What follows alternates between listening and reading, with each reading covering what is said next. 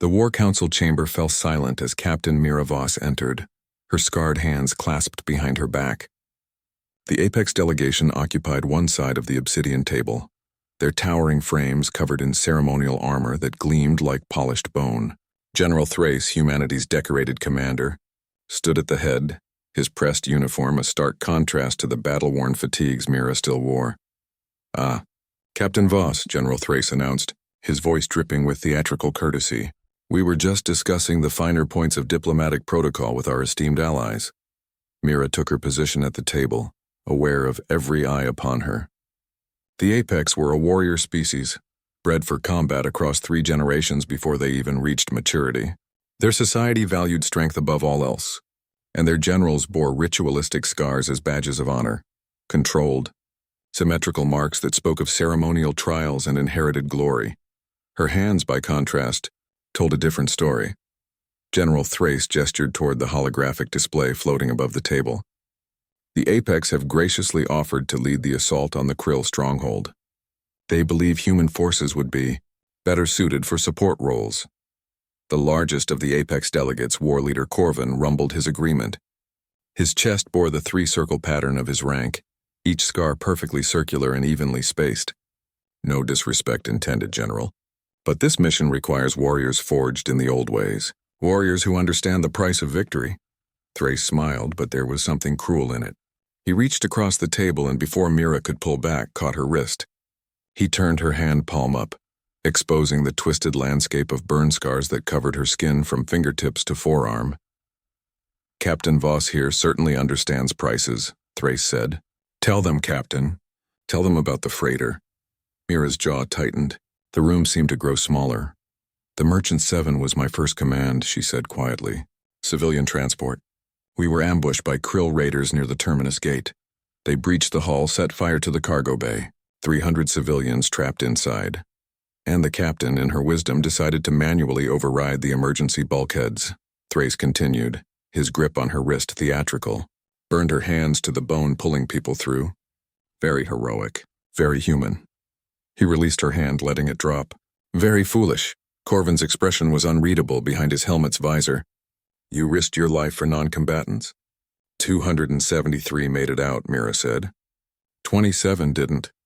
"She's been relegated to support operations ever since," Thrace added. "Can't hold a weapon properly anymore. Can't wear tactical gloves, but we keep her around for morale purposes." The other human officers around the table looked away. They'd all heard this story before, weaponized in different ways. Mira had stopped defending herself years ago. A small voice broke the tension. "May I see?" Everyone turned.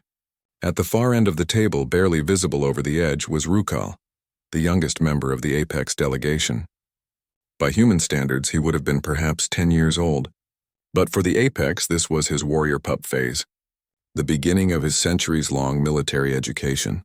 "Rukal, this is not—" Corvin began, but the pup had already moved around the table with the unsettling speed of his kind. He stopped before Mira, his large golden eyes fixed on her hands. "May I?" he asked again, this time directly to her. Mira hesitated, then extended her hands. Rukal took them gently, surprisingly gently for a species known for crushing metal with their bare claws. He turned them over, studying the scars with an intensity that made the adults in the room uncomfortable. "These are not clean," Rukal observed. "Not like father's marks. Not like the proving scars." "No," Mira agreed. "They're not. They are chaotic, random, like—" The pup's ears flattened in concentration. "Like when metal is folded many times to make it stronger. Like the ancient blades in the war songs." Corvin stepped forward. "Rukal, that is enough. Were you forged in battle too?" The pup asked, his voice full of genuine curiosity. "Like the hero blades? Heated and hammered and tempered?" The question hung in the air. Mira knelt down, bringing herself to eye level with the young Apex. "I was burned in battle, yes. But I wasn't being forged into anything. I was just trying to save people who couldn't save themselves." "But you are stronger now," Rukal pressed.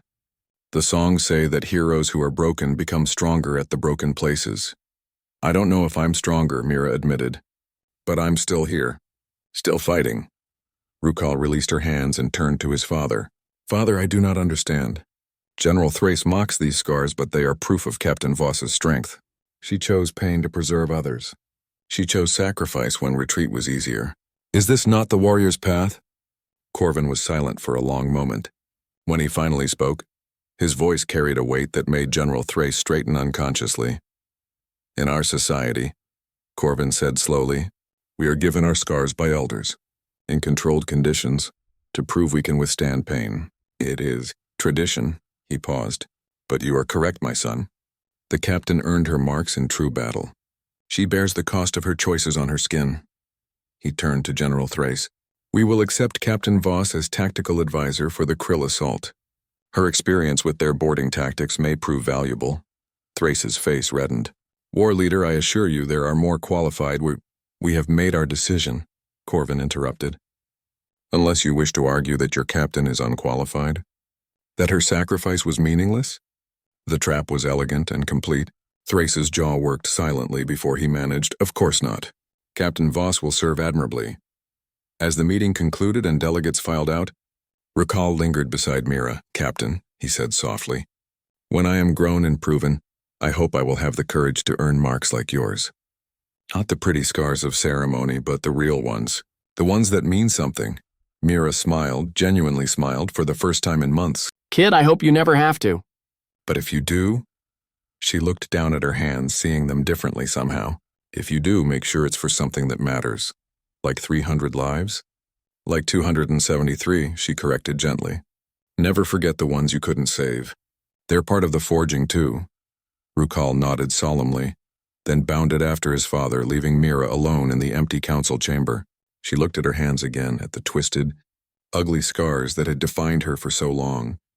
Perhaps, she thought, they were beautiful after all, not because of what they looked like, but because of what they meant. And meaning in the end was everything.